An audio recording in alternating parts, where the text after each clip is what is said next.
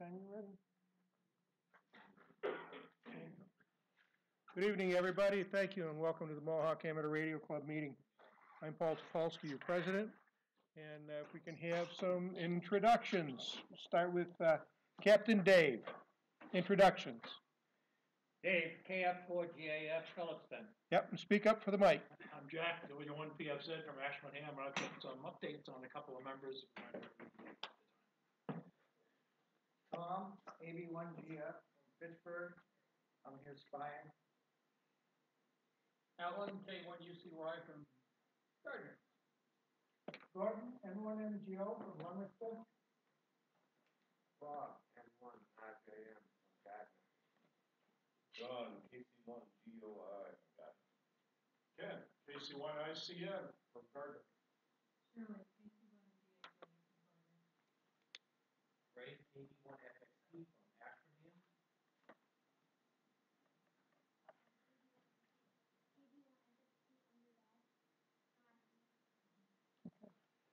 Kevin? Oh, Kevin, N1ERF. All right. Thank you, everybody. Before I get into a very short announcements, or whatever you want to call them here, Chris has something he'd like to show the group. Come on up, Chris.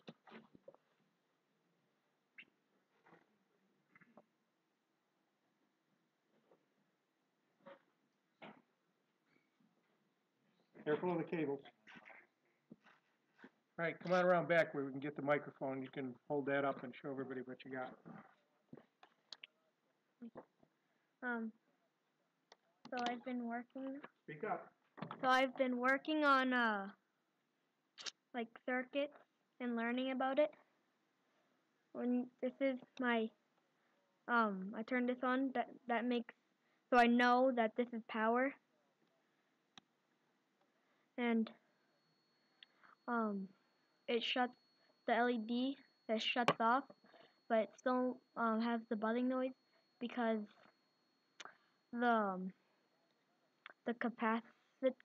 capacitor holds some energy and lets it into the LED, but it doesn't have enough energy to let the LED light up. So what's the circuit used for? Huh? What is the circuit used for? Like, I'm just learning about Just learning about it? All right. Yeah. Okay. So you mentioned something about somebody's basement with water? My sister has, sometimes her basement's filled up with water, so we want to try to create something so, like, we know if there's water in it, All right, so, very like, we good. can fix it. All right, that's excellent. Thank you very much. Thank you. Tom might be able to use his services getting the power repeater squared away. There you go. Keep plugging. And Chris is also well into Chapter 3 studying for his technician license, so we'll get him a VE session here soon enough. Again, I'm going to keep this very short before we get our guest speaker on board. I sent out the latest financial report from Linda. The only expenditure this month was the $50 for our registration on our trailer, giving us a balance of $914.57. So that's where we stand right now. Did see something on the membership section here.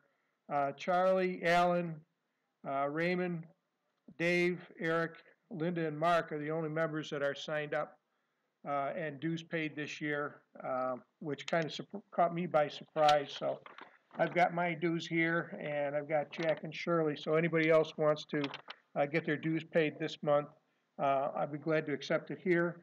Our PayPal thing is not operating, and I'll get a call into Eric and find out what's up with that for anybody else that needs to catch up on their dues. All right. One thing that I had sent out in my president's report was about getting some club offices running again. And I promised to have a description, and I do have that here. And unfortunately, my copy machine is down, so I can't make copies of it. but I will send it out on email to everybody. And I'm going to read this real quick about these different positions, starting with apparel coordinator. We used to have someone in this club that handled apparel and merchandise. This, at one time, was the club jacket, and with the logo on the back, real nice, and be nice to do something like this again. The whole idea is to get some more consistency in the club. Yep, sure thing. Don't forget to zoom in, Tom. Oh, The logo. oh, I like the logo. I'm Yeah. very fond of that logo. Yeah. Yeah, that looks good. All right. And I also mentioned the merchandise, and I think the only merchandise we ever had kind of got me started. I took a trip down to W1AW, and I bought a coffee mug with the old man, W1AW himself, on it. Then I went back home on a trip, and my old radio club, the Amateur Radio Association of the Tonawanders, the ARATs, club call sign W2SEX, they had mugs. I says, well, this is pretty cool, which gave me the idea for the 10th anniversary of the club to get our very own Mohawk Amateur Radio Club mugs, and these sold very well. So getting this kind of camaraderie going with merchandise and apparel is kind of a nice thing to do. As a matter of fact, it went over so well, the Central Mass Club had to follow along and get theirs done. So good idea there, and something we can give our guests and so forth when they present to us. So that was an existing position that we had. We had a contest coordinator, would coordinate all the club contests, an emergency coordinator, keep an active roster of members who are willing to be on call for regional and local emergencies. The emergency coordinator will also maintain an active relationship with the ARRL Western Mass Section emergency coordinator, and the emergency coordinator will also act as liaison to local public safety officials. The field day coordinator, and that goes without saying, and in January we're going to be talking about our field day coordinator for this year. We used to have a QSL manager. The ARRL Bureau is still in operation. If you're doing DX and want to send cards, that's a great way to do it. Gordon, you got a question? You ever do the winter field day? Never did a winter field day. I hate the cold. If it wasn't for the fact I had a snowblower, I'd go nuts. But that's not, that sounds like an interesting challenge. With our trailer, I don't imagine we would have too much trouble doing that. Yeah. All right. The club also used to have a social coordinator, right, responsible for coordinating the annual club holiday dinner, meets and greets club members, visitors, and potential club members at the monthly meeting. Is also responsible for sending get well cards to members and spouses at time of illness. So social coordinator is something that was real big here, right? Some new ideas that we can talk about, and this is very much needed. The club equipment coordinator, an individual responsible for tracking all club assets, including the trailer, radios, associated antennae, and accessories. Right? And then something new, the club technical coordinator, responsible for coordinating technical assistance for club members, providing a list of local and regional tech gurus that can assist with technical issues. Coordinates with semi-annual, the new idea here, semi-annual kit build to be scheduled in March and October. Right? And then we have the club technical training coordinator and VE coordinator, and those are pretty self-explanatory. The membership coordinator is responsible for maintaining the club records as to who's who in the zoo and what their specialties are, and what their favorite operating modes are. Right? A repeater coordinator, someone that will be responsible for taking care of the DMR repeater up on the hill, and also assisting members with code plugs and whatnot. Right? Something new is scouting coordinator. There is JOTA every year, and it'd be great to have someone in the club responsible for interfacing and liaising with the Boys Scouts, Girl Scouts, Cub Scouts, Explorer posts, and coordinating our JOTA effort. And one last new one would be the DPC. That would be the Dayton Pilgrimage Coordinator. And as an idea, it would coordinate the trip group to the Dayton Hamvention every 2 years. So these are some ideas. What I'd like to do is get some volunteers on board to discuss what we want to do about getting these going and bring a report back next month so that we can vote on what positions we want to open up. Again, we don't have to do all of these at once, but I think this adds a significant level of cohesiveness to the club and what we're doing. So anyone interested in serving on that committee? A few people? Show of hands? 2? Somebody? Come on, we got to get more than that. 3? And one more. How about one more? Come on. One more. One more. One more. Okay, there you go. All right, so we got Ken, Paul, Kevin, and Chris. All right, very good. Excellent. All right, we got that. Now, the final item before we get to Gordon, our digital guru. Tom, would you come up, please?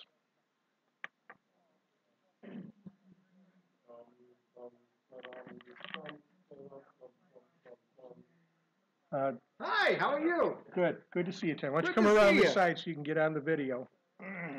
Oh, this is being videoed? Yes, Oh, it is. God. You're live. Oh, You're on the air. now. All right. Tom was gracious enough to inform us that the Mohawk Amateur Radio Club was indeed bested by the Montechusett Club this year for Field Day, and he passed along the Booby Prize. And I have to very shamefully admit that I have been neglecting displaying the Booby Prize as agreed to. So we send our sincerest apologies to your club for that discretion. All right. But, However, Tom was also gracious enough, and honest, yes, absolutely, to make correction Sunday morning on the Aries net. The W1GZ group had 431 total QSOs at Field Day for a score of 1,898, and the Mohawk Club had 617 QSOs for 2,496. So at this time, Tom, I would like to present you back with the Booby Prize. Congratulations and thank you very much. you're getting it back this year. We'll see about that. We'll see if- I'm the We weren't president that this far, year. but that was only a couple hundred points difference. Really. Oh no, only a couple of 100 points. Like Well, oh, okay. 600. Okay, 6. Well, it depends on how you look at it. Thanks, Tom. All in good no fun. problem. No All right, problem. Only great. 100 CW copies. Gordon? Well, I think Charlie and I actually beat both of you. There's just 2 of us running from Charlie's back door. Well, there are some other issues. They were a different category. We were 3 Alpha, they were 3 Echo, because they had an antenna that was already standing. No, got we that. did, yeah. And then I think I worked Kevin, M1 ERS, when he was at home. And if indeed he worked at home and then worked with M1 WW, that's a conflict of interest. But Kevin wasn't working at Golden Station. Well, neither was W1 QED. He was just the come on, you do this, you do that, poke and prod. He didn't do any operating. But I'll overlook that. I'll take this back and I'll gladly bring it back to you when we beat you. All right. Thanks. All right, thanks, Tom. Okay, and with that, I would like to introduce Gordon LaPointe, N1MGO, the digital guru for digital communications. Gordon, why don't you come on up?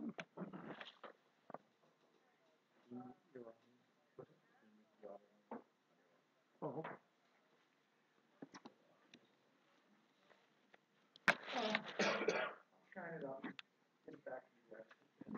Evening. For those of you that don't know me, I'm N1MGO, And I've actually been a member of this club in the past and probably will be again in the future just for the fun of it. And I have one little announcement before I get started. One of your club members is leaving, KT1I. The reason is he rolled over his Volkswagen Bug, and when he did, he broke his collarbone and another bone in his shoulder, and he still isn't able to drive. And his daughter, who's a nurse, by the way, convinced him that he had to sell his house and move to Concord, New Hampshire area to be near his family. Of course, Charlie's older than some of us and younger than others, but right now he's not able to drive, but he's doing pretty good. He's coming along pretty good. He'll actually be down probably to the Mara Christmas party this Sunday at my house. And he still can't drive for that, so I might have to go get him, but I told him I'd do that. But just so you know, that's why you're not seeing Charlie. He's not able to come. Definitely selling the house, or is that Oh, absolutely. not something the son can pick up? Nope. It's going on the market maybe this week, or if not this week, next week. We're gonna have a place in Bow, New Hampshire. Yes, he's already moving. He's moving into that the first week of December. Moving into an apartment complex, or I'm not sure if it's apartment or condo or what it is, but it's in Bow, New Hampshire, right within about 3 miles of where his daughter lives. No, I'll take down the tower. I gotta help you. Yep. Hand-ready house and move-in condition. Plenty of antennas, already routed to a 2x6 switch in the cellar, set up to have 3 radio positions, 2 in the cellar at the ham shack and 1 upstairs in the master bedroom. So it's already set up, wired. I hope wired. I know where everything is. Anything else on that?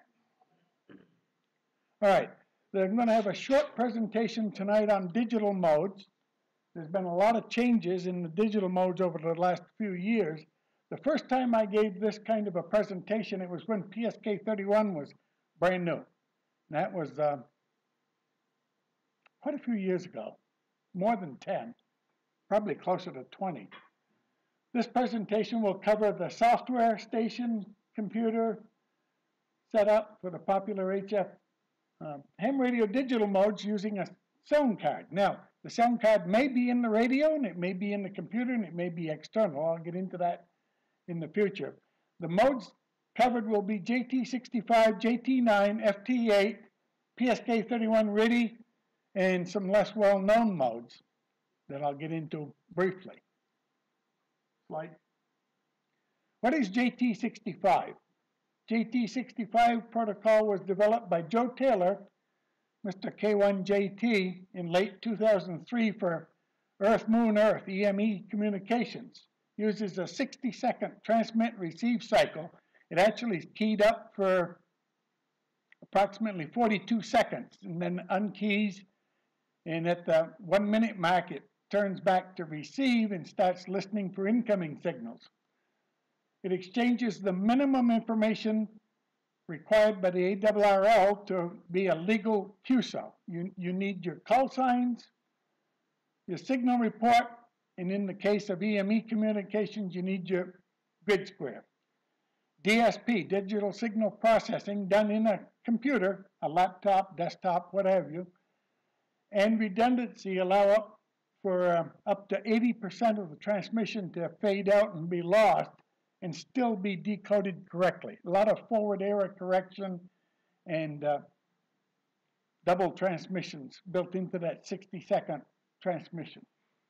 And there's only, I forget how many characters, but it's like 13 characters, I think, in each transmission, so it's very slow. The format is 126 intervals of 0.272 seconds and 65 predefined tones. It's sort of an FSK, frequency shift keying, but a very narrow bandwidth, and that's where the 65 comes from, is because of the 65 tones. Bandwidth is 177 hertz.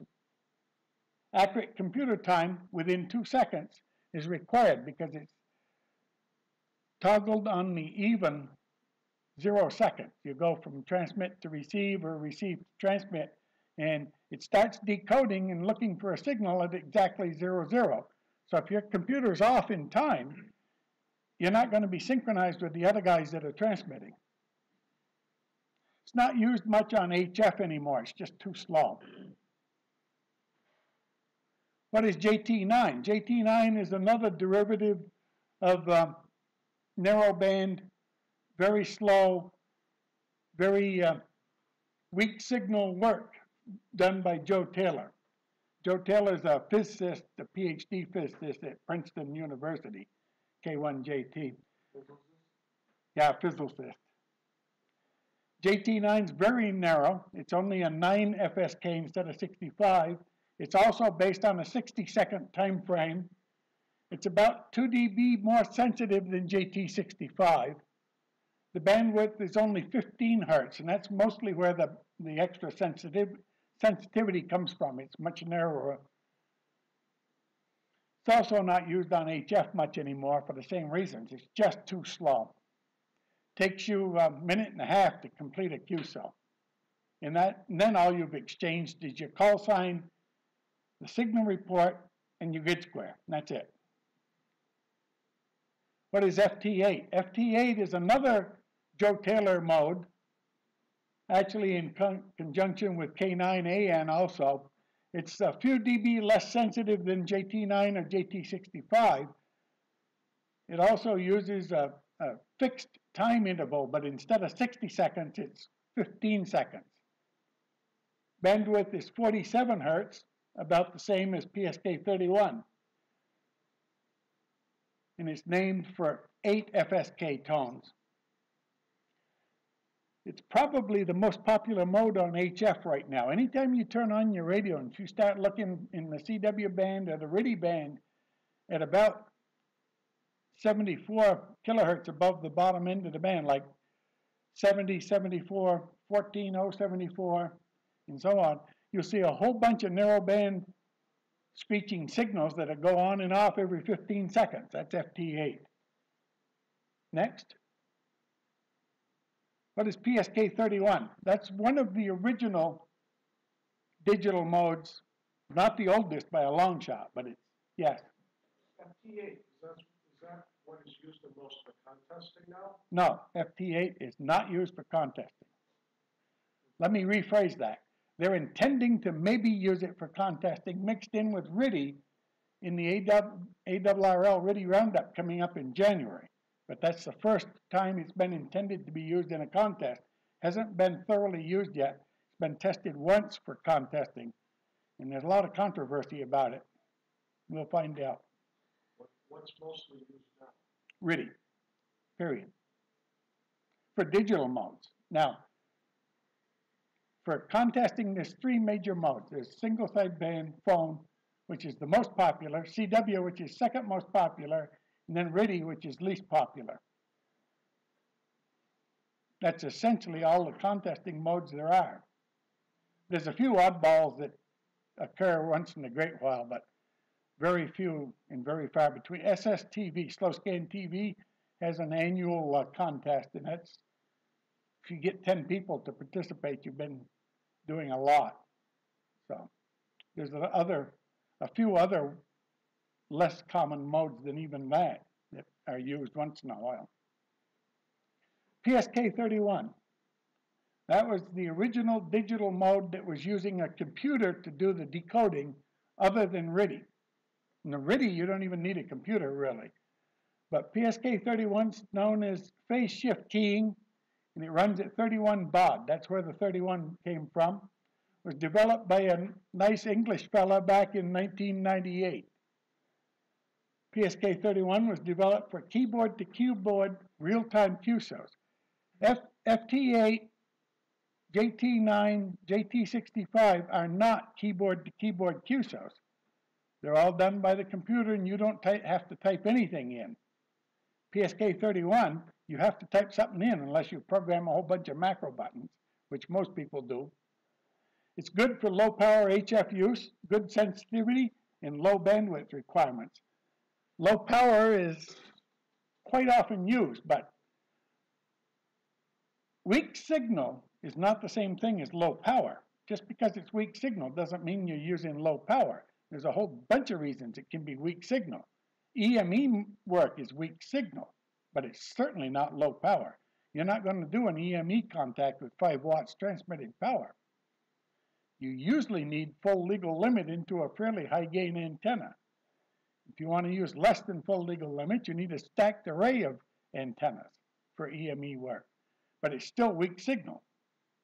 Definitely not low power. So don't make the mistake of thinking just because they say it's weak signal that it's low power.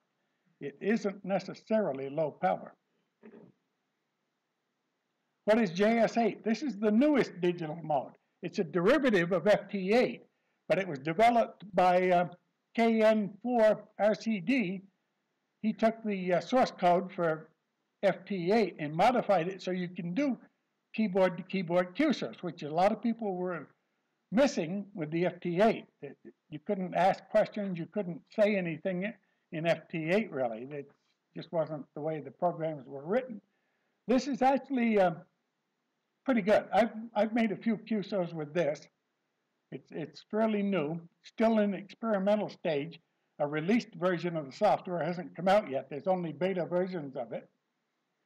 It allows freeform text, just like PSK31 or RIDI. It uses the same modulation and timing as FT8, which means it transmits on 15-second intervals.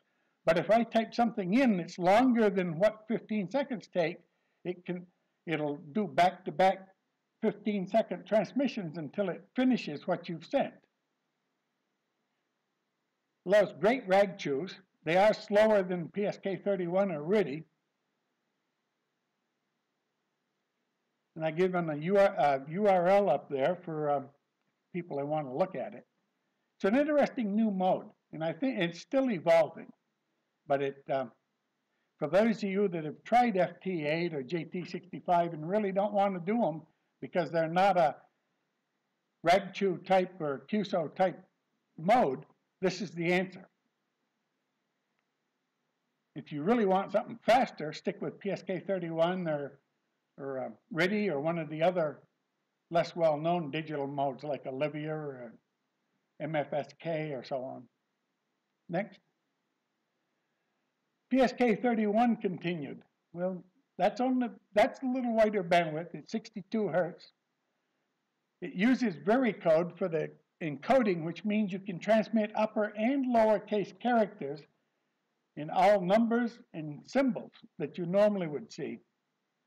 Also, because the varicode doesn't transmit a fixed number of bits for each character, it uses the shortest number of bits for the more commonly used characters, like E is only 2 bits. Numbers are 9 bits, uppercase is 8 bits. So don't type everything in uppercase because it's all longer characters than lowercase. Still used, but FT8 is kind of taken over a lot. I've only had like 2 or 3 PSK31 QSOs in the last month. That's low. Used to be, you could make 20 QSOs in an hour if you wanted to. It's just not on there as much. Next. What is RIDI? That's the oldest digital mode. Well, let me rephrase that. Some people consider CW a digital mode because it's on and off keying and so on, and that's obviously the oldest mode. The next oldest mode that's commonly called digital is RIDI. After World War II, hams began using surplus radio teletype equipment. So this dates back to at least World War II. The military was actually using it before that. The original real-time keyboard chat mode, still used a lot for contesting. Like a few weeks ago when one of the bigger contests was up, the WAEDC RIDI contest, of which they also have a sideband and a CW contest. I made like 200 QSOs in less than 2 hours. Then I had to go do something else, so I didn't make any more QSOs, but very good fast mode. You can maintain, a good operator with good equipment running high power can maintain 90 to 100 QSOs per hour pretty easy in the contest. CW will double that easily. In phone, the really good operators on phone run 400 QSOs an hour at the high peak rates. So Ready is the slowest one of the three common modes used for contesting. Uses a 5-bit code, so you only got uppercase letters and numbers, and some punctuation and control characters. Control characters like shift, line feed, numbers, letters, you have to tell it which one you're transmitting because 5 bits isn't enough to include everything. So it's mode type. You're either in letters mode or you're in numbers mode. Bandwidth is 250 hertz. Well, that's sort of true. You can use 250 hertz, but if you're in a contest and you really want the best decoding of the weaker signals, you need 300 to 320 hertz properly for your decoders to work. Uses FSK, frequency shift keying. Normal ham frequencies use 170 hertz separation between the two frequencies. The standard mark and space tones are 2125 and 2295 for the high tones and 900 and something for the low tones. You can use either one, depends on your hearing, which one you set your equipment up for. You can set up other oddballs if you want, but the two standards are the low tones in the 900 and 1000 hertz range and the 2100 and 2200 hertz range. Can be generated by using FSK, on and off keying. In other words, you transmit on the mark and then the space, and the transmitter shifts between the two frequencies. Or you can do it using audio tones out of the computer, feeding the radio that's in a sideband mode type operation. Which method you use is determined both by the radio and the available hardware. Which is better? That generates more controversy than whether you should use a bug or a straight key to do CW. Yes? For example, in 10690, if he has a CW mode and if he has an FSK mode, I have a CW filter. If I'm using FSK, I can utilize the CW filter to knock out everything outside the bandwidth I want to listen to. But if you're in AFSK mode, which uses sideband and generates an audio tone, then you can't use that CW filter. So there's a definite advantage, at least in my operating conditions, where FSK is preferred over AFSK. He's right, except for two exceptions. There's a couple of radios that AFSK can be used, and they also are treated as if they're RTTY with narrow band filters, not sideband. And that's an Elecraft K3 and some of the DSP radios like a Flex 6. Yeah. Yeah, and an Apache Labs Flex radio, digital signal processing radio, DSP radio, because I have an Apache Labs, which is equivalent to a Flex. But those are two of the exceptions, and the Elecraft especially was tailored to do either FSK if you want, or AFSK, and you can use any filter width with either one. The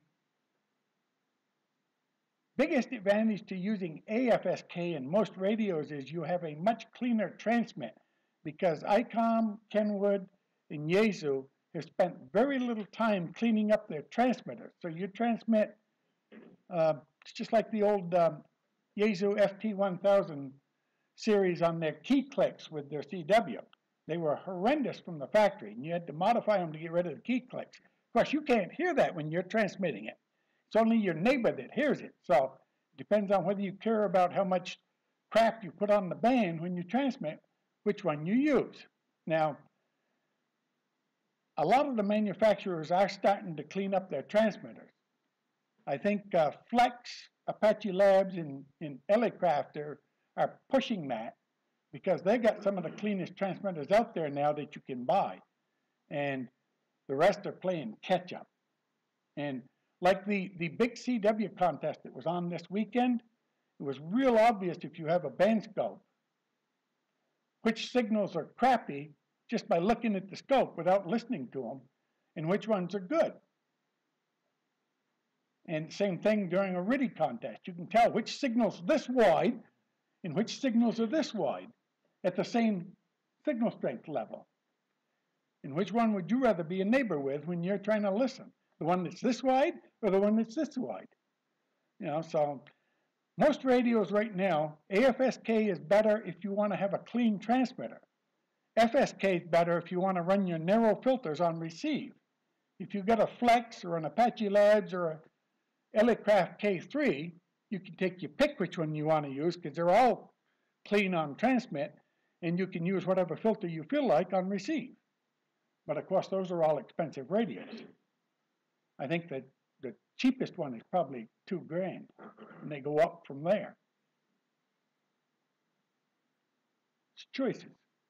Next.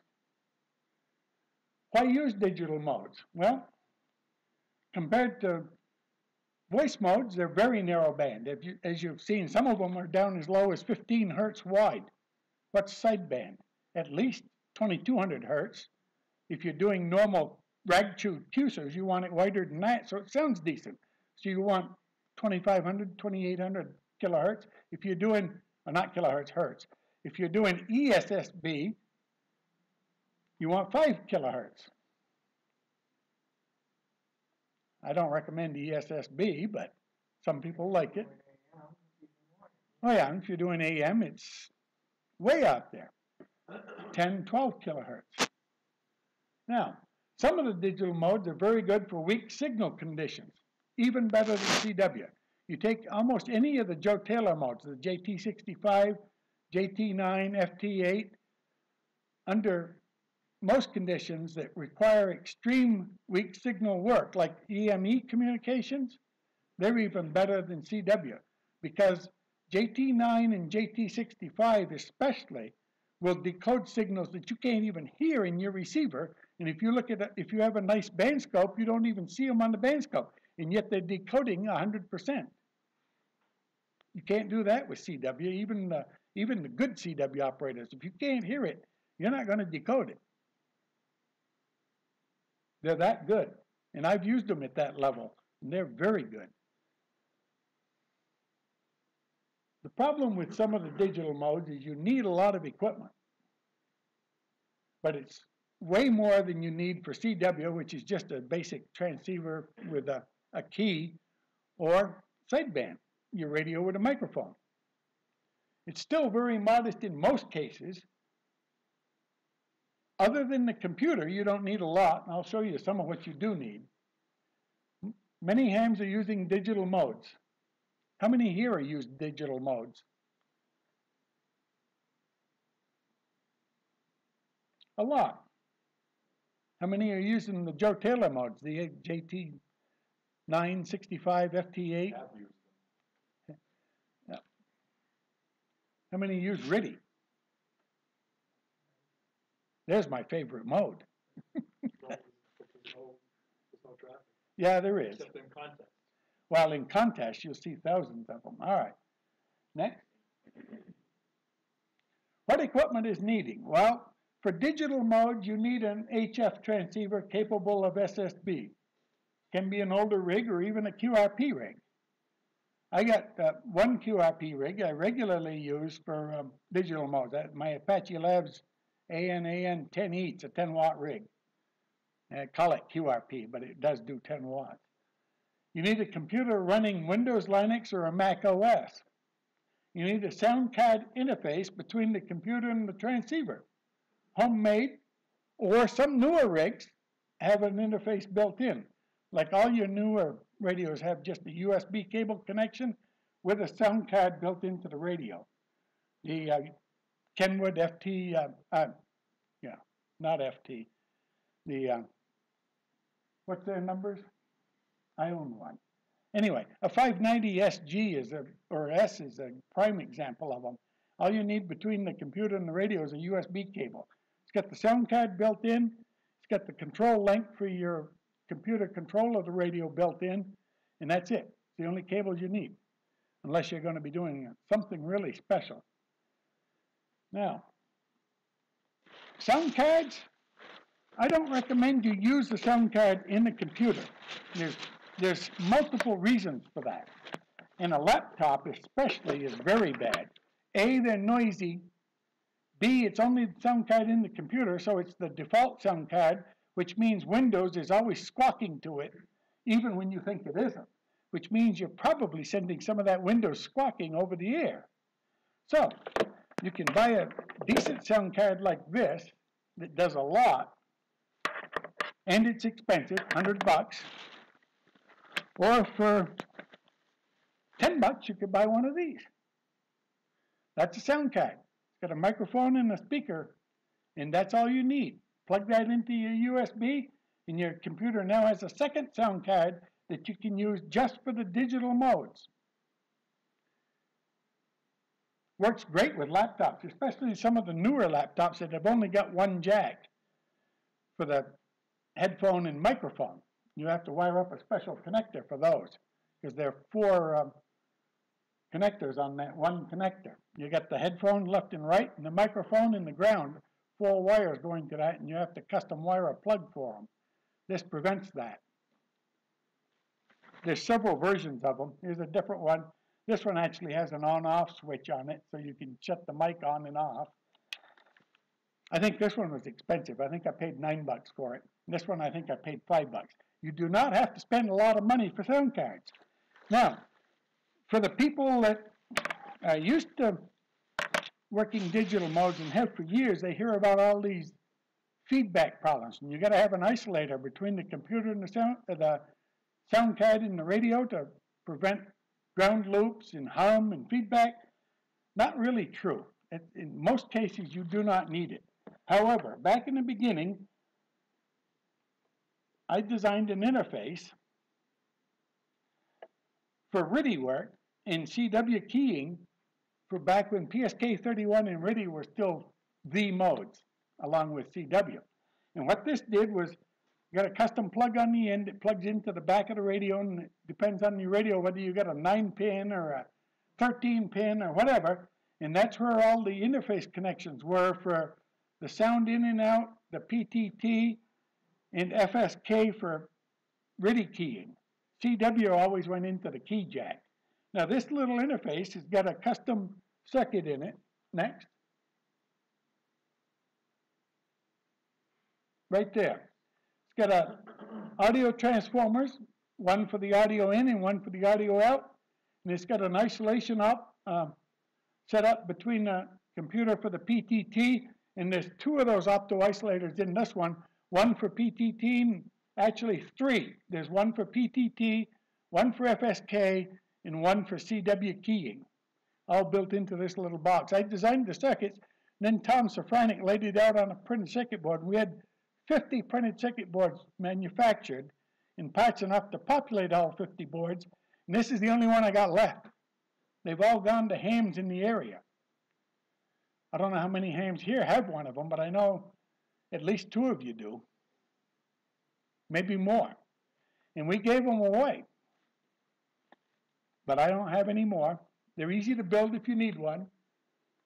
The parts are easily obtained from several places. You used to be able to buy them at Radio Shack, but not anymore. Now, the other thing we custom designed and built was this little beauty. For everybody that owns an ICOM that needs a CIV interface, it's all on this right here. There's a little circuit board under here. It's got all surface mount chips on it to do the RS-232 to the CIV level conversion. No driver needed. Plug it into a serial port and you get CIV. And again, we're out of those too. We only had 50 of those boards made. This, I think, is the last one I got left of that. I keep it for myself because I still got a 7000. Other than that, that's all the hardware you really need. Now, if you want to get fancy, you can do a lot more hardware that's a lot more expensive. Next.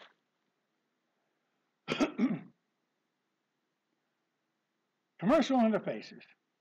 I don't recommend them because this is so easy to build, and if all you need is a sound card, you can buy standard 3-pin audio cables with the 1/8-inch jacks on them to fit these little sound cards. So you buy this sound card for $10. You buy a couple of cables for $2. And the rest is all software. That's all you need with modern radios. If you need a special interface connector like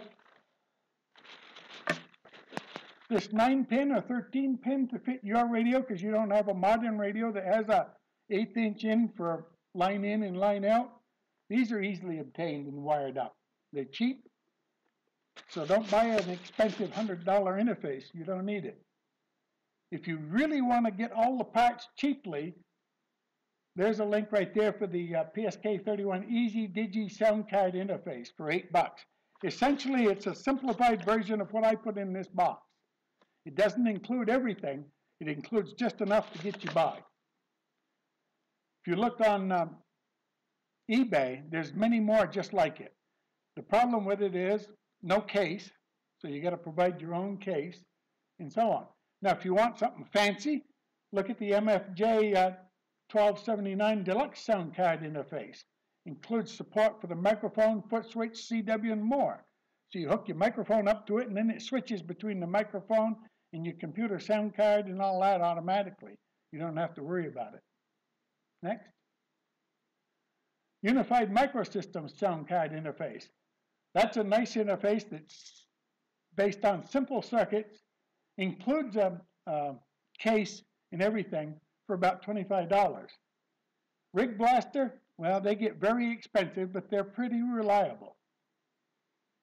There's also many others out there. Now, there's one maybe that you haven't seen up there that everybody talks about. Don't buy it. The Signal Link. All it is one of these in a box with one extra circuit in it that takes the audio that's being transmitted and converts it to a DC level to give you PTT out. That's it. And they want, how much for them? $100.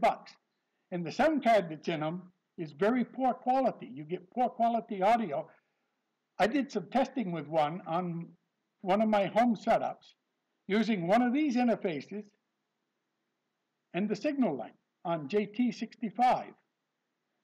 And I could decode signals on JT65 with this that would not decode with the Signal Link because the audio quality coming out of the sound card was so poor.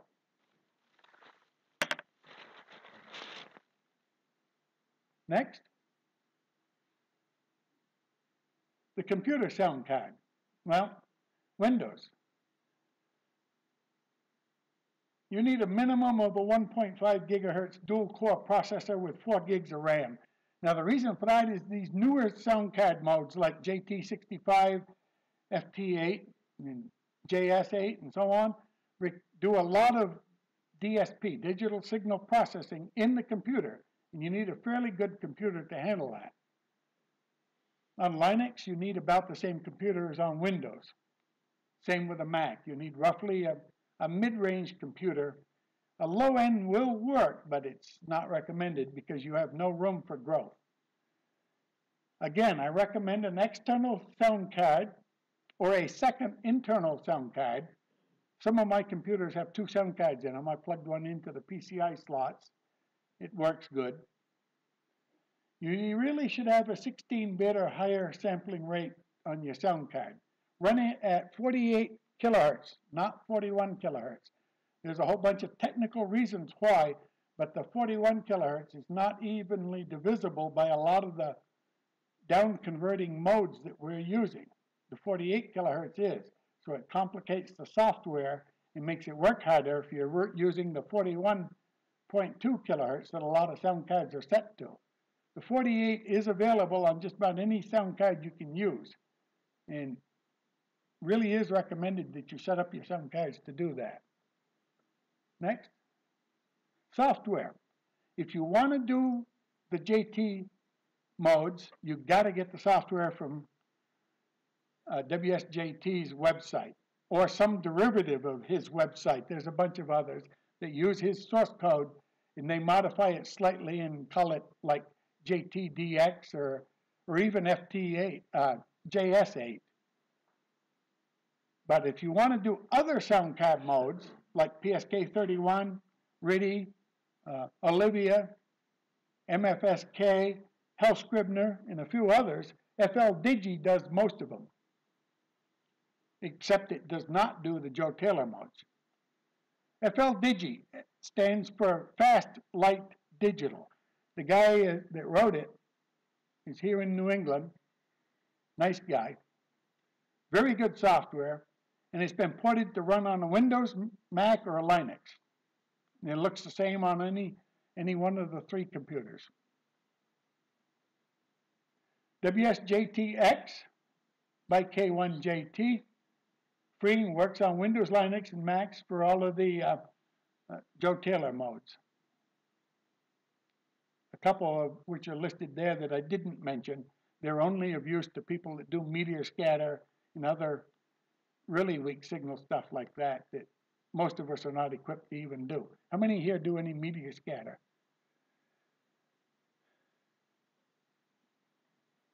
Takes special equipment and special knowledge. And yeah, well, we knew that. Yep, piled higher and deeper. We knew that. Software continued. Software to sync the computer clock to Internet time, NTP, Network Time Protocol. I recommend Mindberg, and that's the link to it there. The other one is Time Sync Tool. Those are needed only for the Joe Taylor type modes where you've got to have your clock within 1 or 2 seconds to do proper decoding.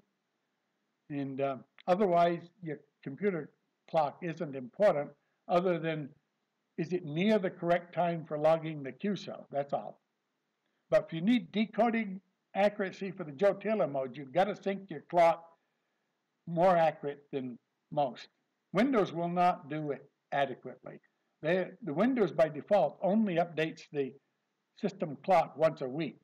It can be set up to be more often, but it's hard to do, and most people wouldn't understand how to do it. You have to edit the registry. It's a pain in the neck. It's much easier to install something like Mindberg and forget about it. It runs as a system level tool, starts during boot up, and you never even know it's there. If anybody wants the NTP registry hack, I've got it. I'll give it to you. Oh, I have it. I just don't pass it out. I get too many calls after people hack the registry, and then the computer don't work.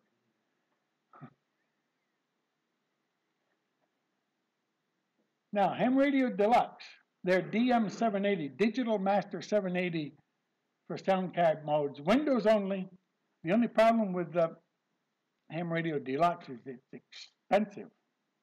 It's $100, well, $99.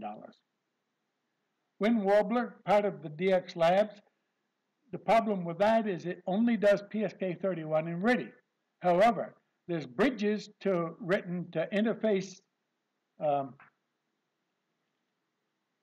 FLDigi with Wind Warbler so that it'll handle all the digital modes that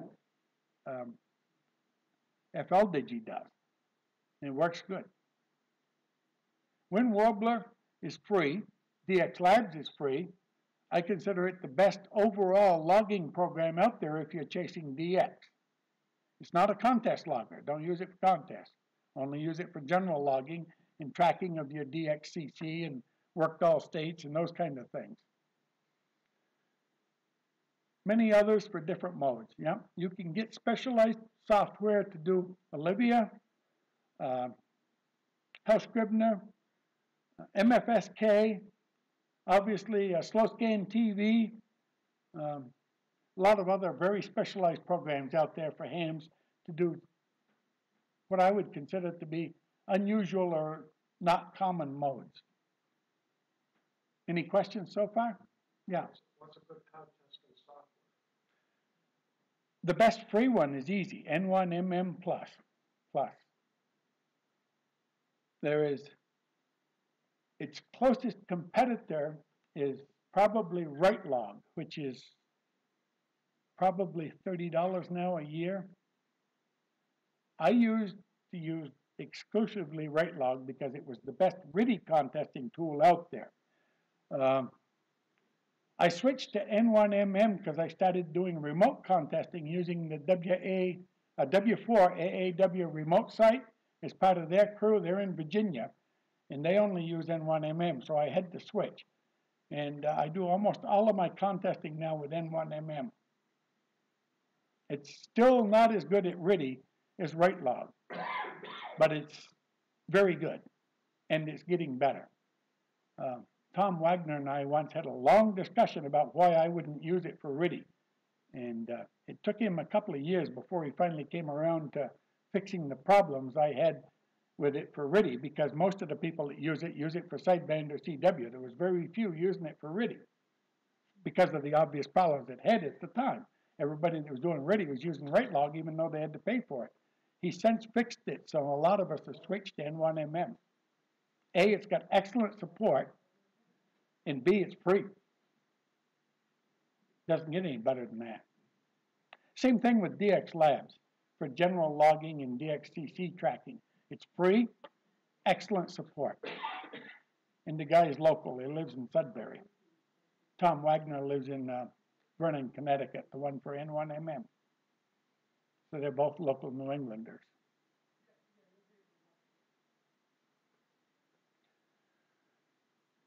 Logger 32, that's another excellent logging program for general logging. Amateur contact log by N3FJP. I don't know too much about that, but I've heard a lot of people say it's good.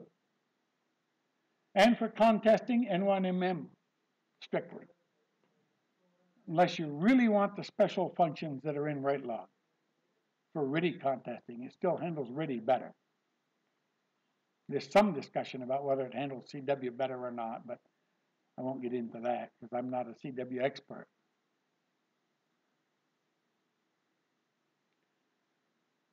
When operating the JT and FT modes, the helper application, JT Alert, interfaces with WSJTX and provides alerts for your call sign decoded, wanted call sign, grid, state, or DXCC, and some others, and it interfaces for logging to DX Labs, Ham Radio Deluxe, and others for rig control and logging.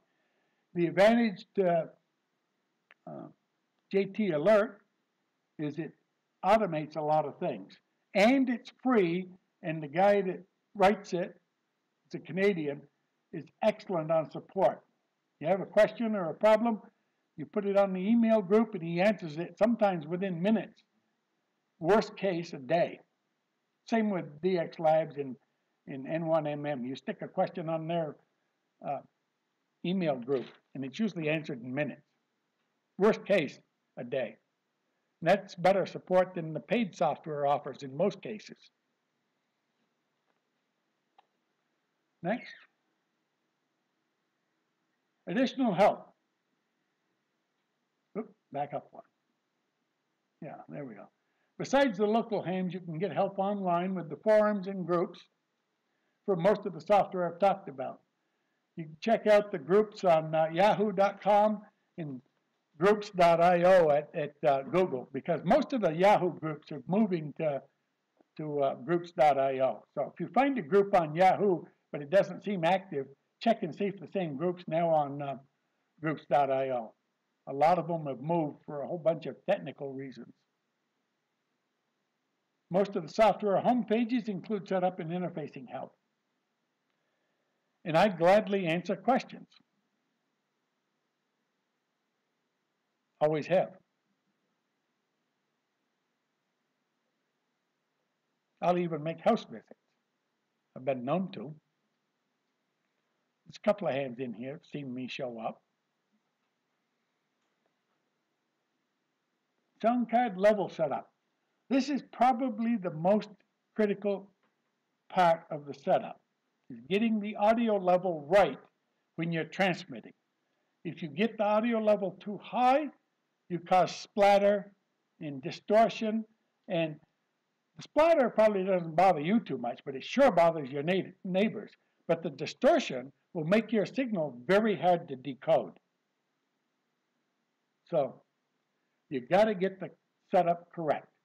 On most digital modes, if you're running audio, like RTTY with AFSK or any of the JT modes or PSK31, you never, ever, and I say this again, never see any ALC action on your radio. If you have ALC action, you're giving it too much audio. You should never run with compression. You should never run any audio high enough to drive your ALC into action. Turn the compressors off. Make sure you stay below ALC level. Now, most newer radios have a digital mode that provides a flat passband for the transmit audio. That's another thing you want to do, is if you have to use sideband and you have tailored your audio going into the sideband, be careful, because that means the audio level you set in the middle of the band isn't the same as what you need for the ends where you've tailored the audio either up or down. You want flat audio so you can get flat response. You don't want too high audio, you don't want it distorted, and you certainly don't want overdrive causing splatter. Splatter is illegal anyway. Distortion technically isn't illegal, but it certainly makes your signal hard to read.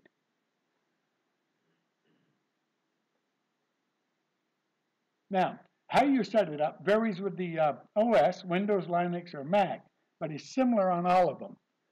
The key, again, is to watch the ALC meter and make sure you do not drive it into acting. Now, that's how you watch it on the meter, depends on the radio. K3s are notorious for people setting them up wrong because they're metering the first 4 bars of the meter when it's in ALC mode are audio drive level, not ALC level. The ALC doesn't start kicking in until the 5th bar lights up on the meter. So most people set it up so they don't see any flickering of the bars, and then they wonder why their power out jumps all over the place. Well, it's because the radio doesn't have enough audio drive coming in to achieve the power out that's dialed up. So the power setting circuits hunt trying to get the power up there, and it doesn't work good. But that's unique to a K3. Well, all of the K series, KX2, KX3, K3, even the older K2, if you use it in digital modes, their audio is different than everybody else's. The easiest ones to set up are probably the DSP radios, the Flexes or the Apache Labs. There, you just set everything for 0 dB on the meters, and away you go. Don't worry about it. That's why they have good built-in metering, and everything should be adjusted for 0 dB, and away you go. You got good audio. Any questions on your audio setup?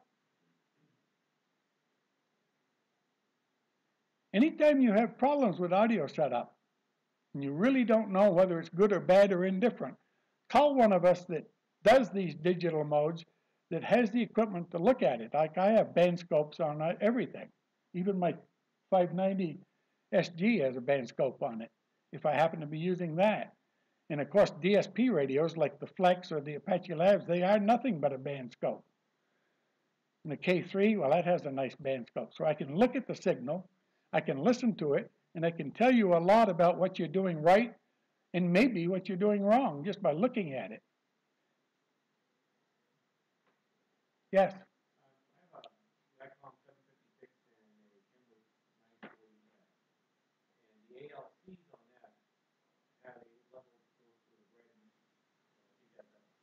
Correct. Yes. Now, on the single sideband, I've been setting it at that 4. Yep. Are you saying that that's where it should also be set for the digital mode? Or Should be below that. No ALC. it shouldn't even be registered? No, it should not. Where it doesn't want to go up. You want to turn up the audio drive until it just starts to move, then back off just a tiny bit. That's the least distortion and the best drive.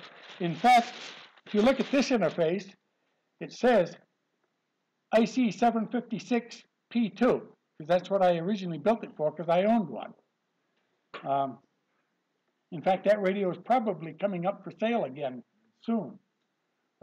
Charlie KT1I's got it right now, and he's going to downsize his ham shack when he moves, and he's probably only going to keep his QRP rigs and his TS590 SG, and he'll get rid of his 751A, 756P2, and his tube type Kenwood, which I think is an 830. So if you're looking for used equipment in that line, let Charlie know. Send him an email, kt1i@awrl.net. A lot. The Pro had some technical issues with drive and bandwidth that were cured in the Pro 2. The biggest difference that you can see is the scope. The scope on the Pro was notorious for getting lines in it and not working. In the Pro 2, they, in theory, cured that, but I've heard complaints that the Pro 2 still has some of those problems, as did the Pro 3. My Pro 2 never had that problem. The only problem I ever had with my Pro 2 is I blew out the finals. Well, no, not the finals. The driver chip 3 times. And there's a lesson in that. The first time I blew out the driver chip in the Pro 2 was during a RIDI contest during a howling blizzard. And snow, static, built up on my antennas and got enough static on the antennas to actually blow out the finals, well, the drivers in the radio. It didn't hurt the finals, just the drivers. And it didn't hurt the receive. And I didn't know what was wrong, so I just know my power out died, so I promptly grabbed my 706, plugged it in to continue the RIDI contest. Well, that promptly blew out the finals.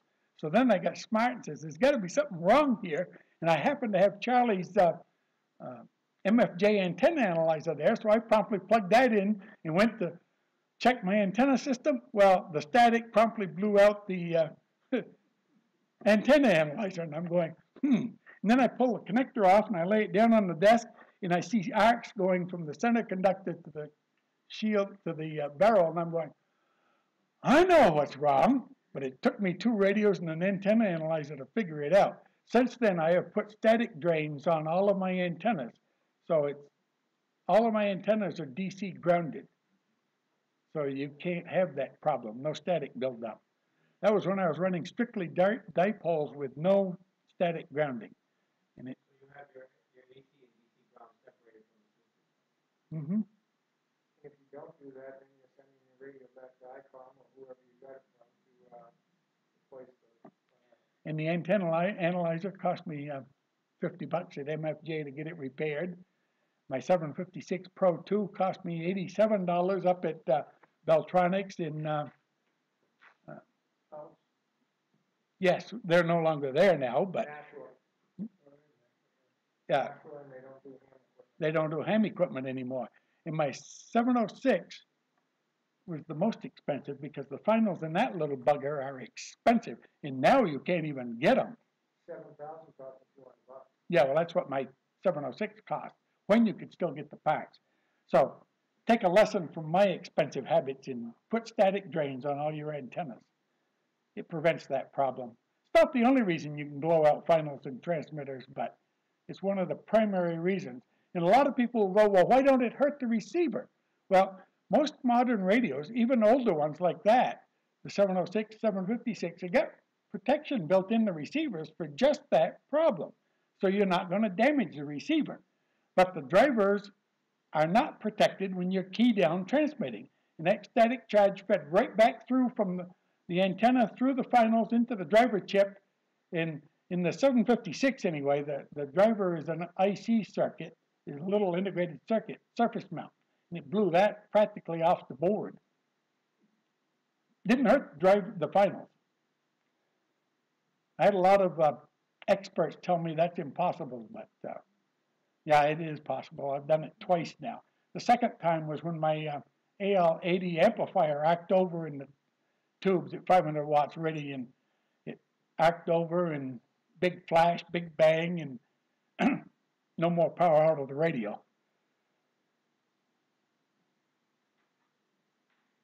Any other questions about silly maneuvers that blow up radios? Yeah. A new ham. Mm-hmm. So what is, you're saying put a static drain? A static drain is nothing more than a coil with a resistor from the center conductor of the coax to the ground. And the reason for the coil is so you block the RF. Well, is that better than a like a spark gap for The spark gap's not DC, that's AC only. from a lightning arrestor. Yeah, that's AC, that's not DC. Static charge buildup is DC. You need a DC connection to get rid of it. And usually it doesn't achieve enough level to jump a spark gap. The case of my blizzard was the most extreme I've ever seen of static buildup on an antenna. I've seen some doozies, but that was the worst. I mean, you could, every couple of seconds, it was jumping from the center conductor to the barrel on that PL259 just laying on the desk. That's the worst I've ever seen. Yes. On a power supply. Yeah. Some DC grounded and also AC and DC grounded. Yeah. So if you have an AC DC grounded, all you have to do is clip it so that it's not AC and you should be. Oh, you still need the AC ground. You still need it. Oh, yeah. Yeah. Even though but they're connected together. Yep. That's fine. That's okay. It's not the same thing as a static drain on the antenna. That's a totally isolated. Normally, your antennas are totally isolated from everything else. But you do need the static drain on them to prevent DC buildup for a static charge. You should have a lightning arrestor in there, not a spark gap, but a tube type, like a polyphaser. And which tube you run in it depends on whether you're running low power or high power, because the arc over potential varies. If you get a high SWR on a 1.5 kilowatt signal, you can run several hundred volts there with no problem. Not safe to stick your finger in there. 100 watts, you're not going to get that kind of voltage, but 1,500 watts, you can get several hundred volts there pretty easy. So you can't use a low power lightning arrestor in there. It'll arc over. We've kind of strayed away from the digital modes, but I think that's the end of it. Is there any more? Oh, just more of the sound card setup, which I've already gone over. And more. Too much audio output distorts your signal, so you can't be decoded. Now, the second bullet point here is another interesting little observation. Normally, you set the RF power on the radio to 100%. Say you get your average Kenwood or Yaesu or ICOM, you set it to 100 watts. And then you adjust the power out by the amount of audio you feed it. In other words, if you want 40 watts out, you lower the audio drive until you got 40 watts out. That's the normal way of doing it. However, there's several radios out there that's not the way you do it. You set the audio level to get the exact meter reading they say for the ALC meter, and then adjust your power out with the power out knob to whatever you want. My K3 is that way. You set the audio drive to get those 4 bars that I was talking about on the ALC meter. You get the 4 bars with the 5th just once in a while flickering, and you get the audio level set correctly. Now you have to set the power level with the power knob, anywhere from 1 watt to 100 watts, whatever you want. That's also true of most of the SDR radios. You don't vary the audio. Once you get the audio set right, you adjust the RF drive to get the power out you want on the Flex series or the Apache Lab series. Other than the Elecraft and the 2 SDRs, I don't know of other radios that set their drive that way. There's some commercial radios that do, but no ham radios that I know of. Anybody know of any other radio that you do that with? I don't think there is any. Next. How much RF power? Well, are you trying to talk to the moon, bounce, or are you just trying to talk across town? It's the same as any other mode. You only use as much power you need to do the communications. Now, I've made thousands of contacts in digital modes with 5 watts. That's using PSK31, JT65, FT8, and JS8.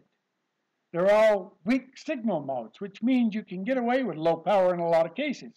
Now, I've also used 500 watts on JT65. Why? Because that's the minimum power I had to use to get the other guy to decode me. It was on 6 meters, but that's beside the point. We had a bad path. I don't have 1500, I only got 500.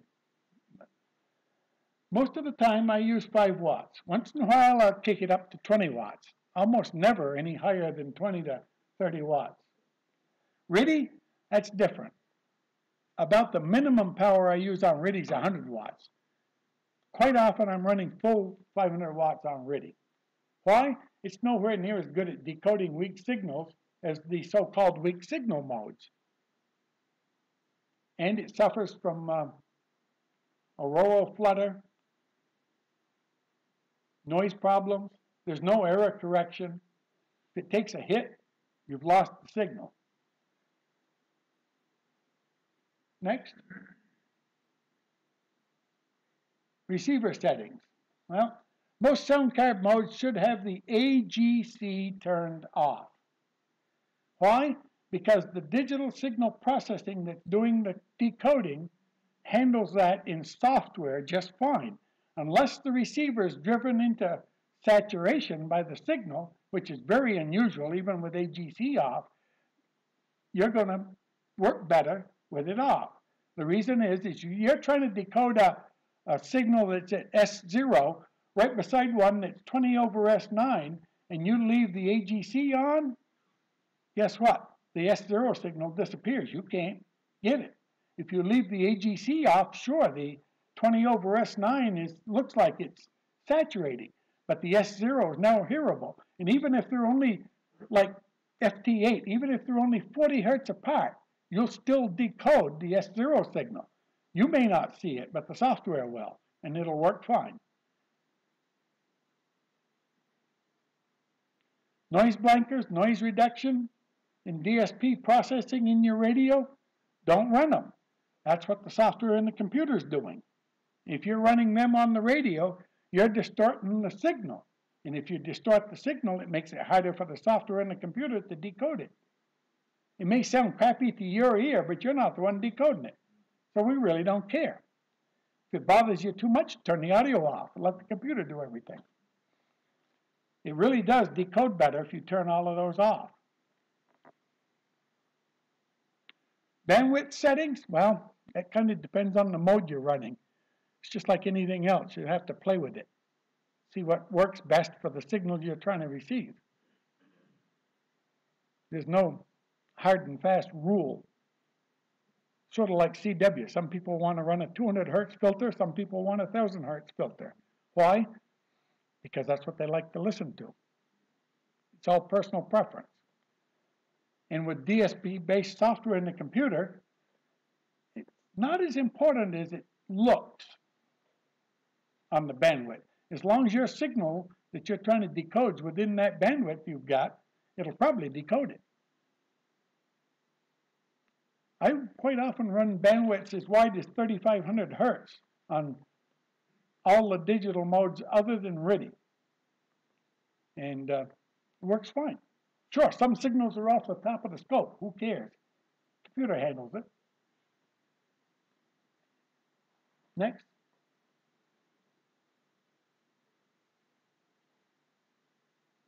Suggested operating frequencies. Well, there's a nice list here, but you can look this up online for where you find most of these signals. FT8,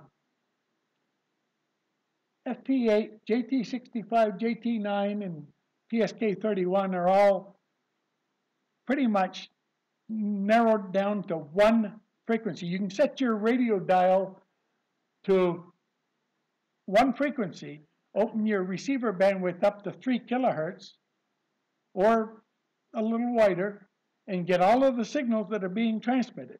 The exception to that is RTTY. RTTY, you run a fairly narrow bandwidth, and you move all over the band.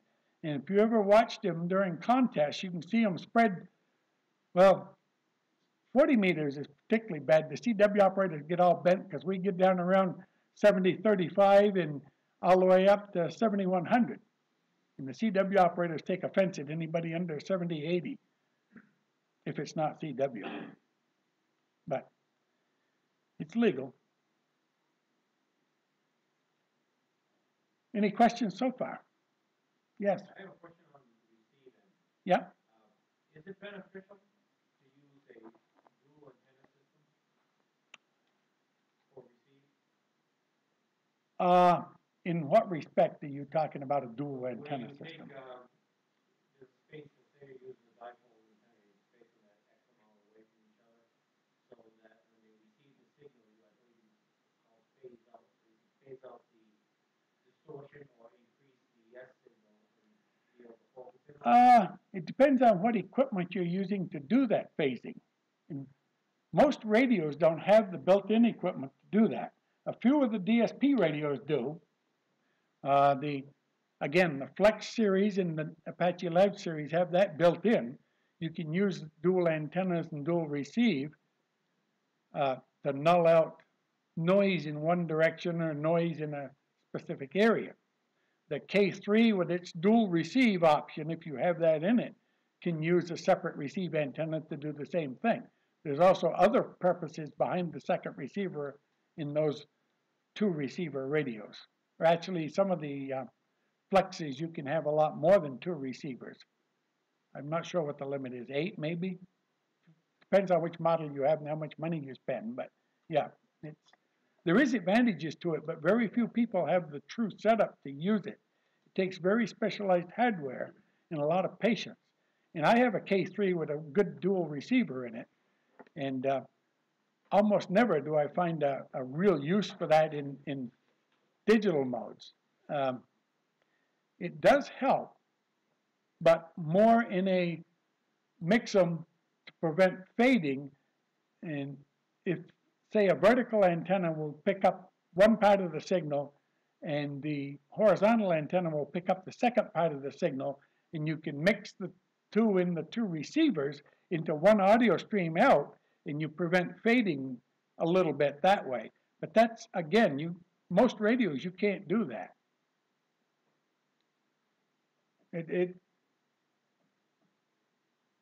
Trying to think. Most of the very high-end radios, like 7800 series, 990s, I'm not sure the FT5000 can do it. I haven't tried it, but we're talking $8,000, $10,000 radios, and most hams don't own that. I thought included MFJ 1026. Well, that's a whole different animal. That's just to kill noise. That doesn't help with the fading problem. And again, the noise problem, you use a separate antenna to pick up the noise pattern that you mix with the other antenna, and it takes a lot of patience to adjust it properly to help. I have, I think it's a Time Wave, same thing, different brand. And I have a lot of noise in my neighborhood, very high noise level. And usually it doesn't help enough to be worth the effort of trying to set it up. I've been playing with the one that I have, and primarily got rid of some of the noise from the light that's flickering on and off out in the road. So when it shuts off, it'll send out a signal. Yep. Yep. S5, S6. Yep. Is that on a telephone pole? Yes. Call the power company, they'll fix it. That's cheaper than trying to do the phasing. I didn't know what it was at first. Yeah. I said, something's wrong. I looked outside. Oh, yeah, yeah. Well, I used to have one until they switched to all LED lamps on my street. That cured that problem. Saves the power company power. And it cured the noise problem from the sodium vapor lamps. Any other questions? FT8 seems to be getting more and more and more crowded. Yes, it is. And I have switched to JS8 because I can do keyboard to keyboard QSOs. I can have a real conversation with another ham like I used to on RIDI and PSK31. But not only is the space seem to be more at a premium, but I mean, I see some people on there that are just running some real power. Oh yeah, I had one guy that drove me nuts one day, and I emailed him. Said, "How much power are you running?" He said, "Oh, I'm only running 100 watts." but I'm running it to a stacked array of 7-element beams, and they happen to be pointed right in your direction. And I go, no wonder. And it was on 20 meters. 3 stacked 7-element long boom Yagis stacked with 100 watts. I mean, that's more power than you get out of a dipole at 1,500 watts. And it happened to be pointed right at me. And then I went, oh, never mind. Even at 5 watts, he would have been saturating me with that antenna setup. But most of us can't run that kind of an antenna. So he technically wasn't running high power. He was just running high effective radiated power. So you have to be careful when you look at somebody's signal and say they're running an awful lot of power, because they might not be. They just might have a monster antenna array. There is a few of them around. There's actually one very close to us that sometimes will do that, and that's KC1XX up in Mason, New Hampshire. His short towers are 200 foot. His big tower is 300 foot. And he's got the antennas to go with it. And big contester. Yeah. And he runs cheap radios, ICOM 7800s and stuff like that. Like one no noise. Check out his beverage. Yeah. The noise is that low. Well, there's special receive antennas for the low bands that are low noise, but they're also usually low signal, so you need an amplifier on them. A beverage is one of them. A good beverage at 900 foot long, pointed in the direction you want to point, will probably get you a signal on 160 meters that you can hear that nobody else in New England will hear. And quite often, KC1XX in New Hampshire and Mason will be working stations that I can't even hear because he's got better antennas. I've got just as good a radio. My K3 is right up there with anything else on the market as far as receivers. But I don't have enough antenna. I live in a city lot, a quarter acre. I'm not going to have a 900 foot long beverage sitting out there. That would be 3 neighbors down. And I don't think they'd approve. Any other questions?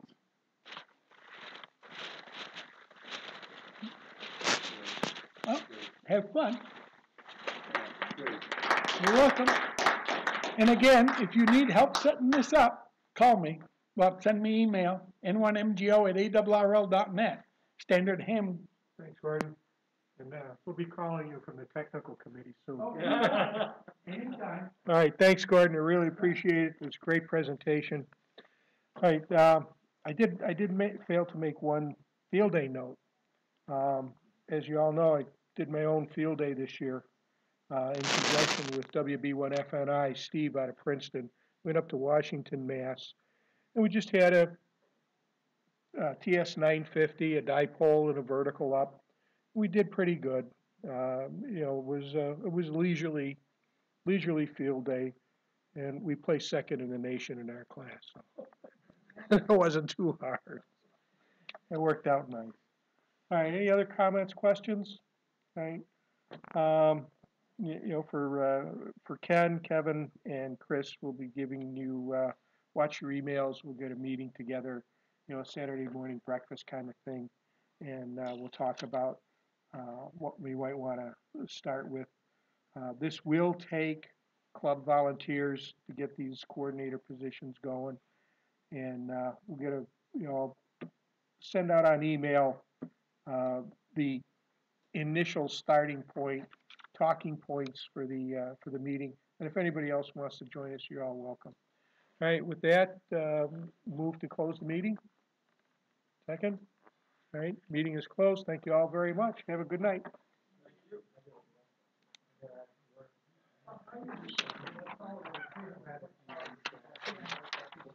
Thank you.